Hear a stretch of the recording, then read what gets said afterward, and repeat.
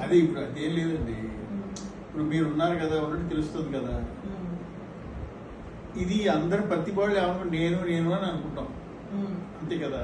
మనం చేస్తున్నాం, నేను చేస్తున్నాం, అవన్నీ అనుకోవడం చేయడం దాకా వదిలేండి. ముందు అసలు మీరు ఉన్నట్టు మీకు తెలుస్తుంది కదా. స్ఫురణ అంటాం, ఎరుక అంటాం. కానీ ఆత్మ అంటే ఏమిటి అసలు ముందు అది తెలుసుకోవాలి. ఉన్నదంతా ఆత్మేని, అసలు ఆధ్యాత్మికంగా ఉన్నదంతా ఆత్మే అని. ఆత్మ అంటే ఏమిటి అనుకుందాం. అదేంటంటే ఉండడం, తెలియడం. అంటే మీరున్నారు, మీరు ఉన్నట్టు మీకు తెలుసు, అంతే కదా. కానీ దీనిలో మీరు ఉన్నట్టు మీకు తెలుసు, కానీ మీరు ఎలా తెలుసు? ఫలానాగా తెలుసు. అక్కడ ఒక తెలియని ఒక అటాచ్మెంట్ ఉంది దానికి. మీ పేరేంటి? సపోజ్ దేవసేన. దేవసేన. సో నేనున్నాను అంటే నేనుకి దేవసేన అటాచ్ అయి ఉంది. అంటే నేను నా బాడీ, నేను ఇది కాదు. బాడీ అయినా కూడా బాడీ వదిలేసేయండి. ఈ నేను అనే దాంట్లో ఈ దేవసేన యొక్క చరిత్ర మొత్తం, పుట్టడం, హిస్టరీ అంతా కూడా అటాచ్ అయి ఉంది. మీరు నేను అనుకోగానే మీరు నేను దేవసేన అనుకుని మిగతా వాళ్ళతో మాట్లాడడం, వ్యవహారాలు అన్ని చేస్తారు కదా. అంచేత మీకు అన్ని అవస్థల్లోనూ ఈ దేవసేన అటాచ్ అయి ఉంది.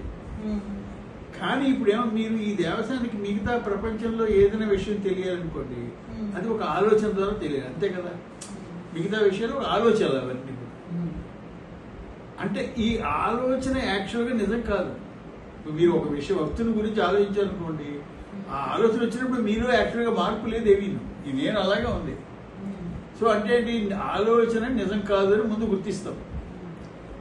ఆలోచన నిజం కానప్పుడు ఈ నేను అనేది దేవసేన అనేది కూడా ఆలోచనే. నేను దేవసేన అనుకుంటా, అది కూడా ఆలోచనే. అంచేత ఇప్పుడు ఆలోచనలన్నీ తీసేస్తే మిగిలింది ఏంటి? ఆత్మ.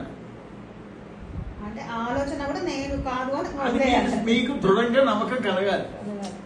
నేను ఈ వ్యక్తిని కాదు.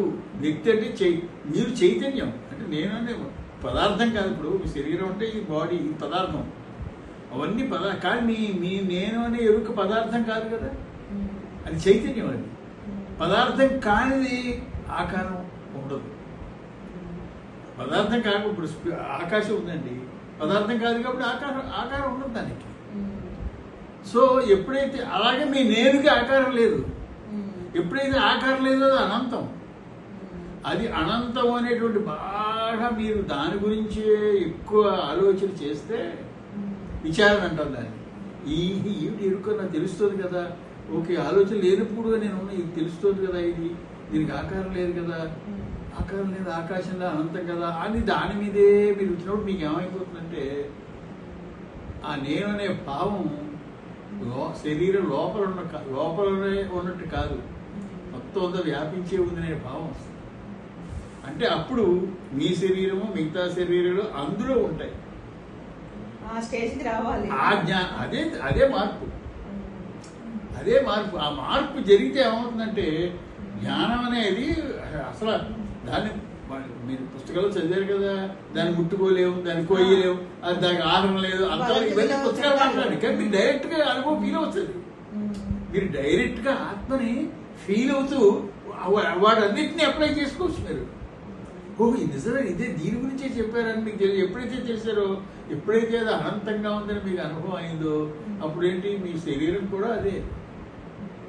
అప్పుడు మీకు ఫస్ట్ స్టెప్లో ఏమవుతుందంటే మీ ఎరుక, ఈ జ్ఞానం, దాన్ని జ్ఞానం అంటాం. ఆ జ్ఞానంలోనే మీ శరీరము మిగతా శరీరాలు అన్నీ ఉన్నాయి, అన్ని ఆకారాలు ఉన్నాయి అని ఫస్ట్ స్టెప్ అంటే. ఇది పూర్తి స్టెప్ కాదు, ఫస్ట్ స్టెప్. ఎప్పుడైతే ఇది శరీరానికి పరిమితి కాదు అని అంటే అర్థం ఏంటంటే అక్కడ మీ ఈ నేను అనే భావం చూసారా, దాన్ని రమణ మహర్షి ఏమన్నా ఫాల్స్ ఐ అన్నాడు. ఫాల్స్ నేను ఉంది కానీ అది ఫాల్స్, అది పడిపోతుంది.